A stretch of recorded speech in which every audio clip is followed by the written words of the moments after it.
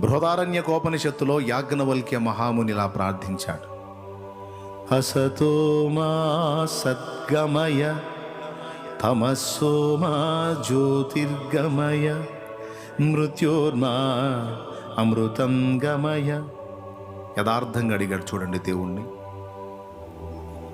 సత్యం అనుకుని భ్రమలో అసత్యములో ఉన్నాను, అసత్యములో నుండి నన్ను సత్యములోనికి నడిపించు.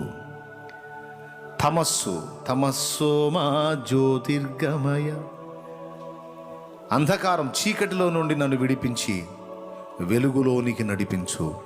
మృత్యోర్మా అమృతం గమయ, మృత్యువు అంటే మరణం, అమృతత్వం అంటే మృతము కానిది, మృతము లేనిది. అమృతత్వము అంటే మరణము లేని జీవము. అంటే ఏమంటున్నాడు? నన్ను సత్యములోనికి నడిపించు, వెలుగులోనికి నడిపించు, అమృతత్వం అంటే నిత్య జీవములోనికి నడిపించు అంటున్నాడు.